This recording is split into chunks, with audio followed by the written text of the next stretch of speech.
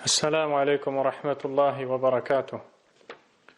الحمد لله رب العالمين حمدا كثيرا طيبا مباركا فيه مباركا عليه، وأشهد أن لا إله إلا الله وحده لا شريك له، وأشهد أن محمدا عبده ورسوله صلى الله عليه وعلى آله وصحبه وسلم تسليما كثيرا.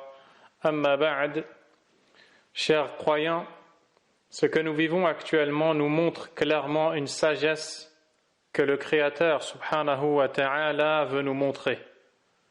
Ce n'est autre que le fait que la décision divine est inéluctable. En islam, on appelle cela la foi au destin. Le prophète de l'islam, Muhammad ibn Abdullah sallallahu alayhi wa sallam, reçut un jour la visite de l'ange Jibril alayhi salam, qui se présenta à lui sous la forme humaine, capacité qui a été donnée aux anges, pour le questionner sur un nombre de choses parmi lesquelles il lui demanda ce qu'est la foi. Le prophète sallallahu alayhi wa sallam répondit que la foi consiste à croire en Allah, en ses anges, en ses messagers, en ses livres, au jour dernier, et enfin au fait de croire au destin, qu'il soit bon ou qu'il paraisse douloureux ou mauvais. En effet, la foi au destin représente un des fondements essentiels du dogme islamique. On ne saurait être croyant sans croire au destin. Et ce qui se passe en ce moment, chers croyants, est un signe du Tout-Puissant subhanahu wa ta'ala voulant nous montrer une chose, que sa décision est inévitable. Peu importe le degré de nos connaissances, le niveau de notre intelligence, de nos études, c'est quelque chose qui dépasse tout cela. Allah tabaraka wa ta'ala fait ce qu'il veut. Et chaque fois qu'il décide d'une chose, celle-ci devient et existe. Dans son noble livre, subhanahu wa ta'ala, il nous dit wa khalaqa kulla shay'in faqaddarahu taqdira. Il nous dit également inna kulla shay'in khalaqnahu biqadar. Nous avons créé toutes choses avec mesure. Et ceci englobe toutes les créatures. Comme disent les savants de l'islam, Allah Azza wa Jal est le seul créateur. Et il a donné à chacune de ces créatures sa juste mesure. D'après sa science, il a décidé du moment de l'arrivée et du départ de chacune de ces créatures, sa naissance, tout comme sa mort. Il a décidé, subhanahu wa ta'ala, de ce qu'elle allait avoir ou manquer durant sa vie.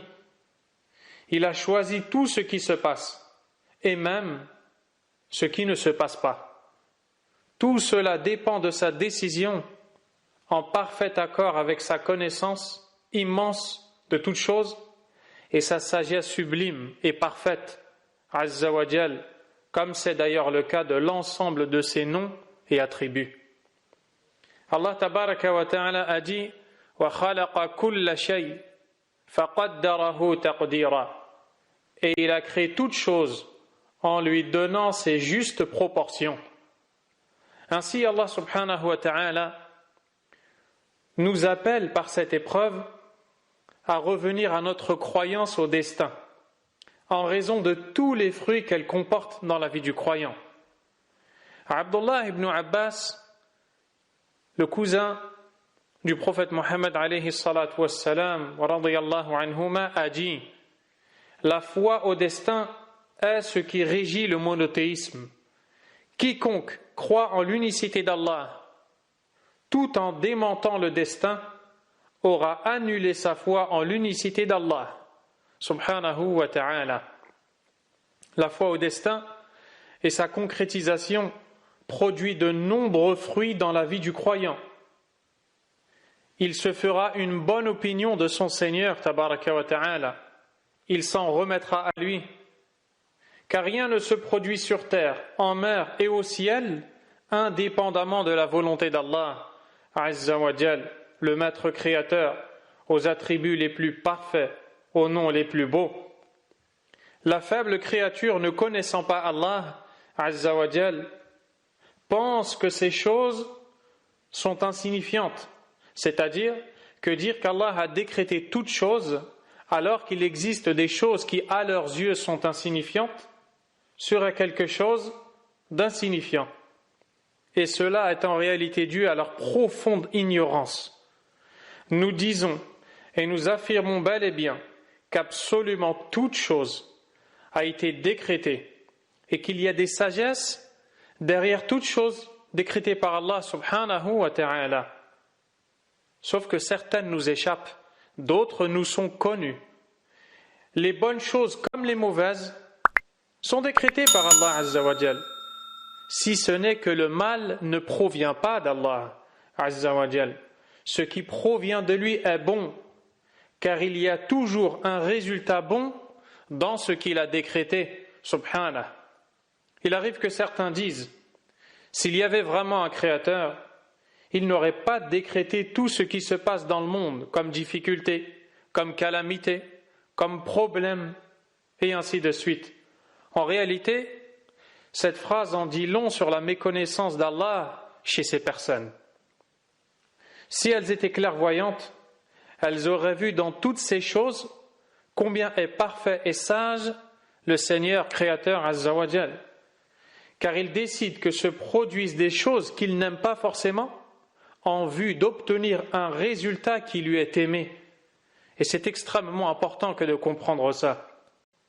Et le fait de passer par ces calamités, telles que celles que nous vivons, produit des résultats qui sont justement des choses aimées par Allah, subhanahu wa ta'ala.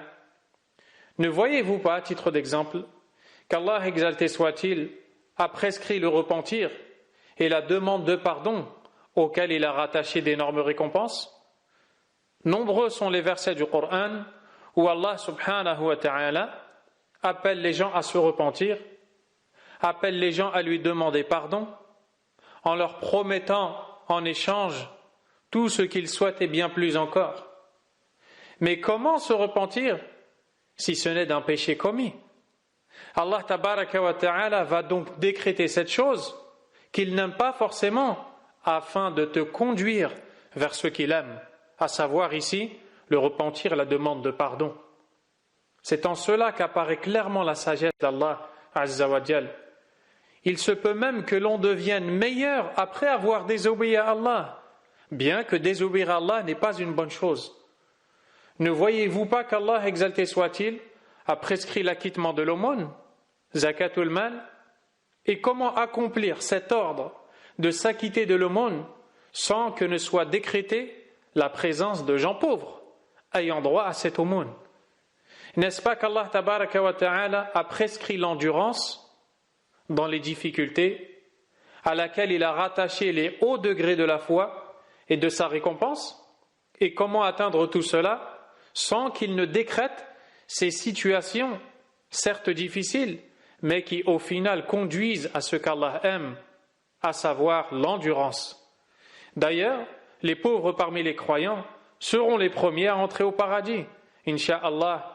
Ceci car ils auront moins de comptes à rendre que les riches.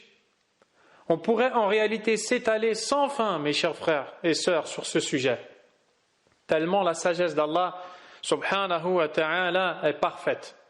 Ainsi, tout ce qui se passe sur terre n'est pas la preuve de l'inexistence d'un Seigneur, mais plutôt la preuve éclatante de son existence et de sa perfection. Car si tous les gens s'acquittaient de l'aumône qu'il a prescrit, il n'y aurait plus un pauvre. Si les gens craignaient Allah, il n'y aurait pas de meurtre. Si les gens s'entraidaient dans la foi authentique, il n'y aurait pas d'animosité entre les gens, etc.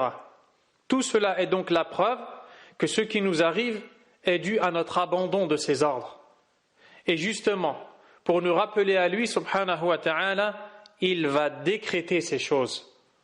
D'où l'importance de la foi au destin. N'est-ce pas qu'il a prescrit à chacun parmi les croyants et chacune parmi les croyantes une prise de conscience, de se remettre en question sur leurs faiblesses, leurs manquements, leurs besoins qu'ils ont de se rattacher à lui, et le fait qu'ils ne pourront jamais atteindre la foi complète sans se conformer à ses ordres. Il a alors décrété ces épidémies, comme celles que nous vivons, afin de faire éclater et apparaître au grand jour toutes ces sagesses, et plus encore. Mais encore une fois, seuls les doués de raison comprennent ces messages. D'où la parole de Abdullah ibn Abbas, qu'Allah l'agrée, ainsi que son père, lorsqu'il a dit « La foi au destin régit la foi en l'unicité d'Allah ». Ainsi, le croyant est apaisé par sa foi au destin. Le prophète sallallahu alayhi wa sallam a dit « كتب الله مقادير الخلائق من قبل أن يخلق السماوات والأرض ب50 ألف سنة » Allah a écrit la destinée des créatures 50 000 ans avant d'avoir créé les cieux et la terre, subhanahu wa ta'ala. Tout ce qui se produit est décrété, est voulu, est connu, est écrit et est créé par Allah, subhanahu wa ta'ala. Cette croyance doit être enracinée dans le cœur, à tel point où le prophète alayhi salatu wassalam a dit « Li kulli shay'in haqiqah » وما بلغ عبد حقيقة الإيمان حتى يؤمن بأن ما أصابه لم يكن ليخطئه وأن ما أخطأه لم يكن ليصيبه. À chaque chose, une réalité. Et un serviteur n'atteindra pas la réalité de la foi jusqu'à ce qu'il sache que ce qu'il a atteint n'aurait pu le manquer et ce qu'il a manqué n'aurait pu l'atteindre. Chaque malheur a été décrété par Allah subhanahu wa ta'ala. Et dans cette croyance, il y a d'énormes fruits, dont nous allons évoquer certains, incha'Allah. Dans le verset, Allah subhanahu wa ta'ala a dit « Ma asaba min musibatin fil ardi wa la fi anfusikum illa fi kitabin min qabli an nabra'aha inna dhalika ala Allah yasir » لكي لا تأسوا على ما فاتكم ولا تفرحوا بما آتاكم والله لا يحب كل مختال فخور. Dans le sens rapproché du verset, il nous dit « Il n'est pas un malheur qui touche sur terre, ni en vous-même, sans qu'il ne soit écrit dans un livre avant même que nous l'ayons créé. Et cela est certes facile pour Allah. » afin que vous ne vous tourmentiez pas au sujet de ce qui vous a échappé, ni n'exultiez pour ce qu'il vous a donné. Et Allah n'aime point tout présomptueux plein de glorioles. Ici, Allah subhanahu wa ta'ala nous enseigne que tout malheur atteignant sur la terre ou en nous-mêmes entre dans cela, les maladies, a été écrit par Allah azza wa jal avant même d'avoir été créé, et que c'est une chose simple pour Allah azza wa jal. Il nous donne ces informations et nous enseigne quels en sont les bénéfices, afin que vous ne vous tourmentiez pas au sujet de ce qui vous a échappé, afin que vous ne soyez pas pris de tristesse, une tristesse excessive qui vous pousse à outrepasser les limites fixées par Allah, notamment en manifestant une opposition à la décision d'Allah et à sa sagesse et à sa volonté subhanahu wa ta'ala.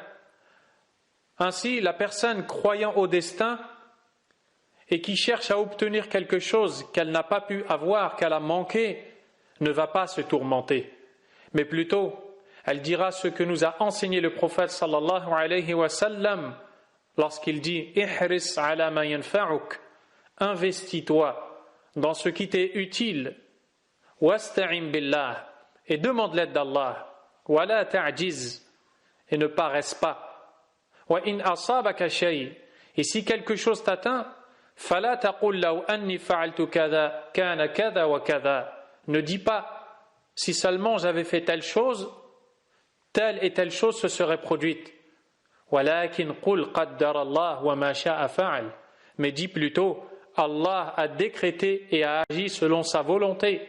فَإِنَّ لَوْ تَفْتَحُ عَمَلَ الشَّيْطَانِ. Car le fait de dire si, lorsque les gens disent si seulement, j'aurais dû, et ainsi de suite, ouvre la porte à Shaitan. La croyance au destin t'empêche justement de te tourmenter. Également, la croyance au destin, quand Allah te comble d'un bienfait, subhanahu wa ta'ala, t'empêche de t'enfler d'orgueil, au point de te sentir méritant, voire meilleur qu'autrui. Car si tu sais que ce que tu as obtenu comme bien est le fruit de la décision et du destin d'Allah Azza wa Jal, tu sais qu'en réalité tu n'es qu'une faible créature qui s'est vue comblée d'un bienfait d'Allah.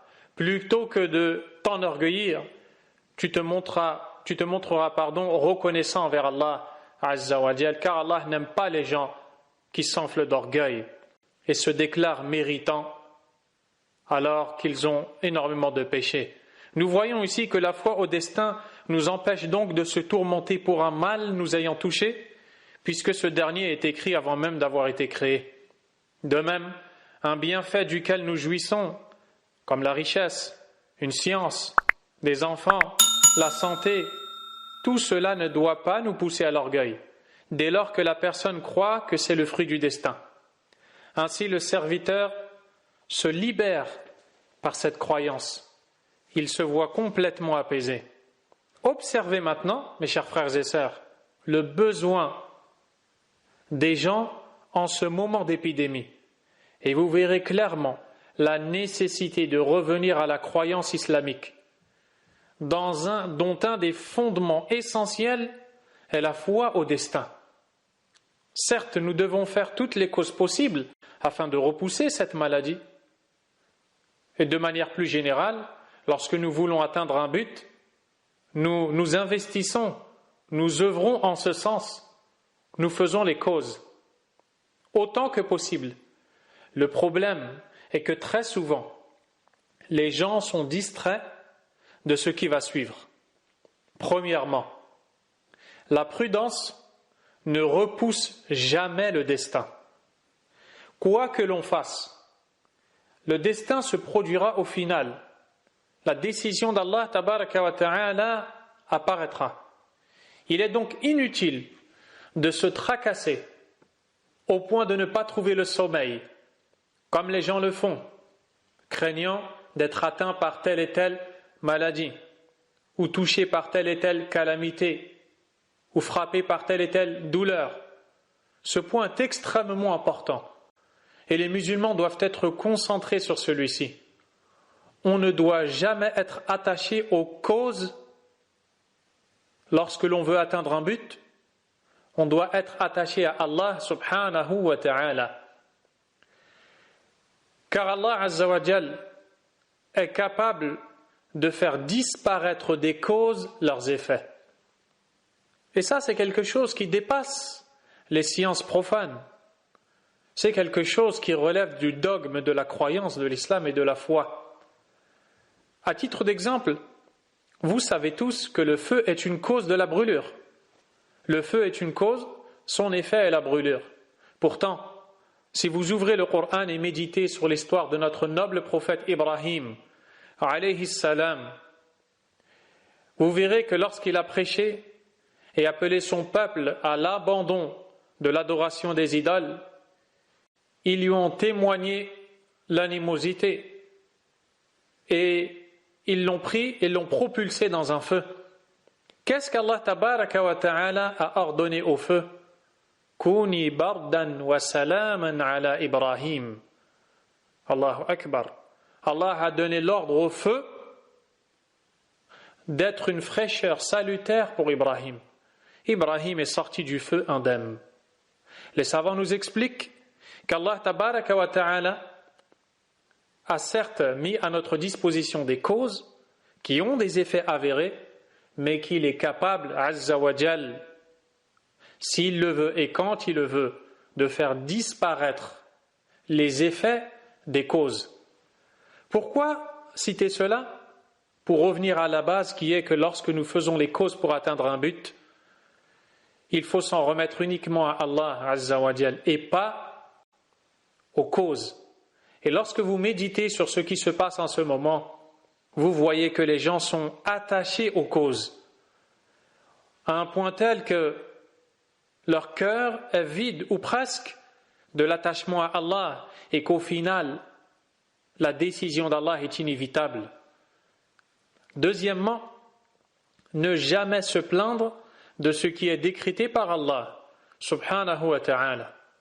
Et au lieu de se plaindre, cherchez à connaître les sagesses pour lesquelles les malheurs ont été décrétés afin d'en ressortir en ayant tiré profit et d'en ressortir meilleur.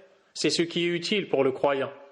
C'est pour cette raison que Abdullah ibn Mas'ud, le noble compagnon qu'Allah l'agrée, a dit La an ya'adda ar-rajulu ala jamratin hatta tabrud ahabbu ilayya min an yaqula li shay'in qadahu Allah laytahu lam yakun.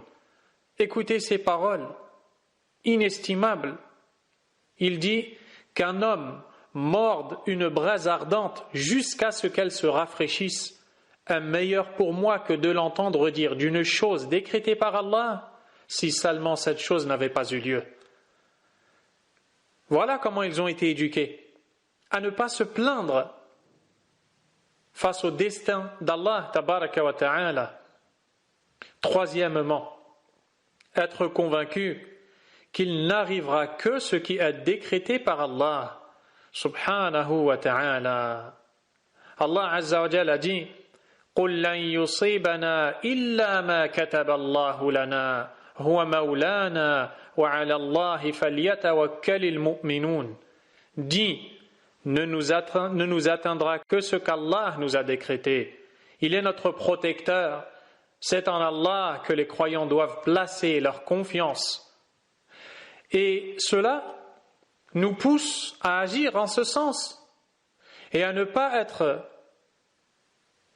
une radio, comme c'est le cas de beaucoup de gens malheureusement, qui propagent tout ce qui se dit ici et là dans les réseaux sociaux, craignant la mort, la maladie, alors que notre mort est décrétée par Allah. Elle est inévitable, notre terme est fixé.